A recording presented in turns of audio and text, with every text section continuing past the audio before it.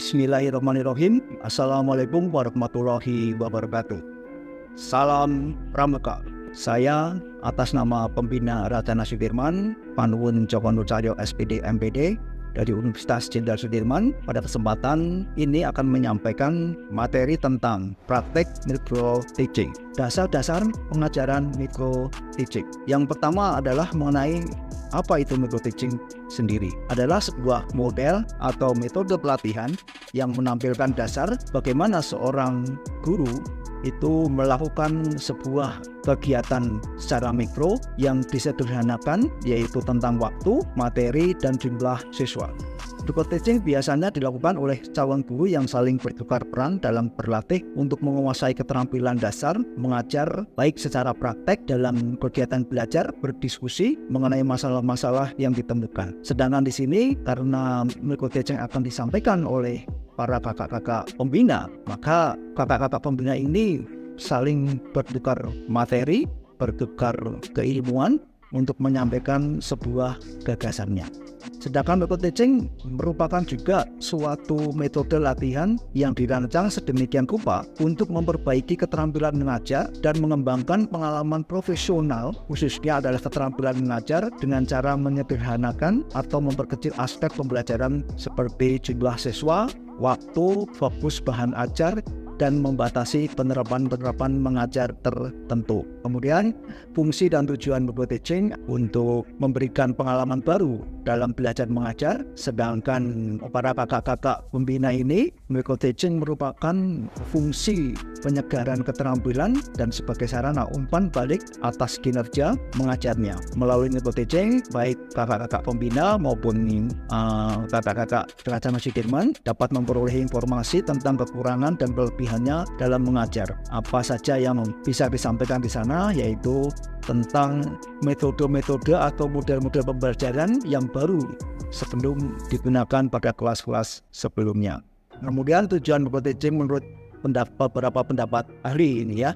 Ini ada menurut Hasibuan Ibrahim dan Dumial yang tujuannya adalah untuk memberikan suatu pembelajaran mikro terhadap sesama ya. Ini yang pertama adalah membantu calon kakak-kakak pembina untuk menguasai keterampilan khusus agar dalam latihan tidak mengalami kesulitan. Kemudian yang kedua adalah meningkatkan taraf kompetensi mengajar. Kemudian ketiga dalam in-service training bagi kakak-kakak. Kemudian memberikan kemungkinan dalam latihan pembelajaran mikro bagi kakak-kakak pembina untuk menguasai keterampilan baik itu mengajar, penampilan mengajar, kemudian mantap dalam memberikan sebuah pendidikan tertentu ya dalam proses pembelajaran.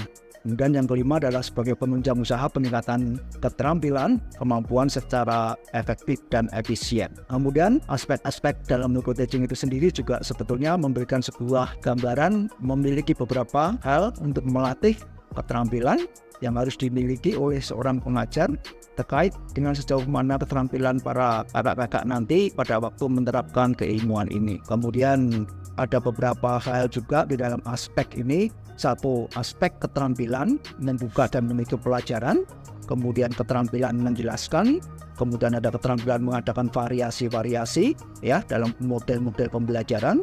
Kemudian keterampilan memberikan penguatan materi-materi ya apa yang akan disampaikan baik secara teori maupun secara praktek. Kemudian keterampilan bertanya, keterampilan menjawab, dan keterampilan mengelola kelas, kemampuan mengajar dalam kelompok kecil maupun perorangan. Kemudian yang terakhir adalah keterampilan memberikan suatu bimbingan diskusi pada kelompok-kelompoknya.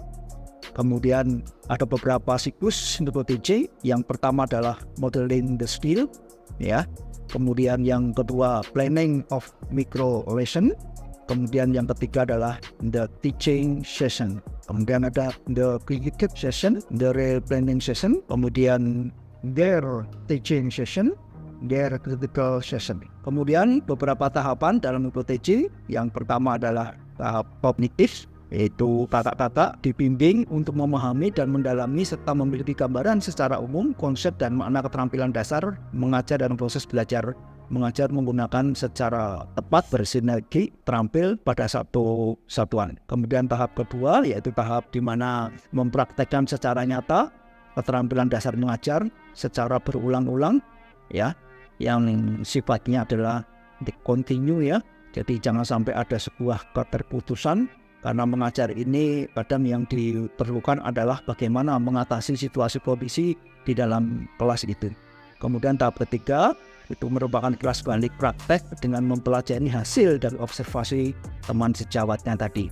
Jadi kalau method teaching ini adalah sebuah metode saling menyampaikan, saling mengajar untuk teman sejawat. Ya, kalau mahasiswa dengan mahasiswa, guru dengan guru, ini metode teaching ini akan memberikan sebuah aspek untuk menyampaikan informasi tertentu. Demikian yang bisa saya sampaikan untuk materi micro teaching ini. Semoga bermanfaat dan bisa berguna untuk kita semua. Saya tutup. Wassalamualaikum warahmatullahi wabarakatuh.